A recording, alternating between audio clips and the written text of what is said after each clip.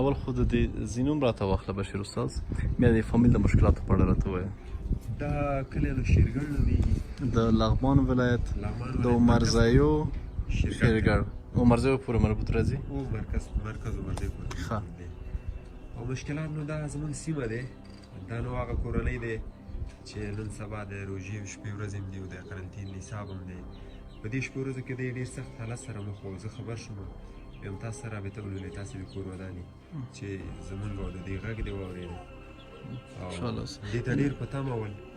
یعنې ستونزه ده چې د قرنطین له وجې قرنطین له وجې او بس کاروبار ولاړ دی، زندګي ولاړه ده.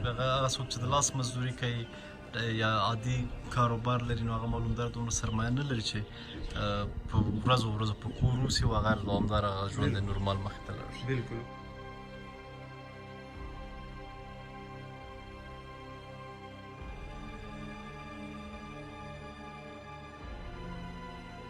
اول خو د شورګوړې ته چې لږ لرې کوم شي خدای دې وکړي یو څو ورځې پېښې تېرې شي دا به همدا یوې او دا مو ورته پکې کېښودل تسلیم شو.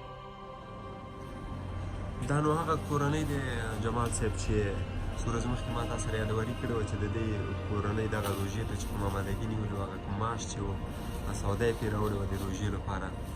هغه سودا هم ټول په همدغه اطاق کې وه دا کوم چې تاسې وینئ په دې عکاسي کې، او کالي هم په همدې اطاق کې ول ټول، او د روژه ماتې په د تیارېدو په حالت کې داسې وخت و چې دې په کورنۍ کې کومه غمیزه وه کوم مړی شوی او نورو فامیل یې هلته تللی او یو دوه ماشومان پاتې وو چې هغوی ځان ته د خپل د قطغ تیاري په وخت کې ګاز ډبې ته یې ورغسته او بالاخره دغه اطاق په مکمل شکل لکه اول کې چې تاسې ولیده سوځېدلی او کالي و نور څه خوراکي توکي و ټول سوځېدلي ول.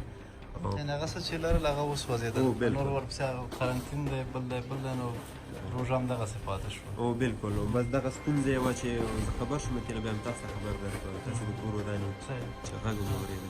آیت الله مې خلاصوله پلاستیک پنځه چې ماشومانو تاسې لږ شاته شي.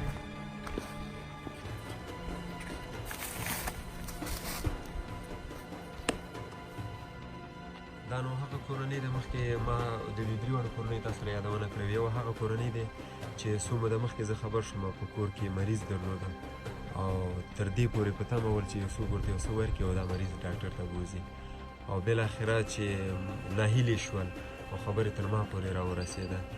بیا نو هغه څه چې زموږ د وسې پورې هغه ورسره موږ وکوله چې بیا د نورو کورني مشکلاتو په اړه ما سرچوکه پوښتنه مې وکوله چې ډېر مشکلات یې درلودل. بیا مې تا سره اړیکه ونیوله چې تا هم زما غږ واورېد او دغه یو څه دې ورته راوړل. انشاءالله دغه روژې به پرې پوره کار وشي. نو و دې روژې کې څه نه درلودل، حتی تر دې پورې چې مریض ته د دوایي لپاره پیسې څه نه درلودلې او سودا خلاصه کې یا خو لرې خبر ده. په دې کور کې چې اوسېږي هم همسایهګان دي. دا کور د بل چا هو کور د بل چا د همسایهګان دي، فقط ساتلو او ساتلو په خاطر چې دا به کور به لږ ښه وساتي. صحیح بارک الله ستاسو صحیح ده.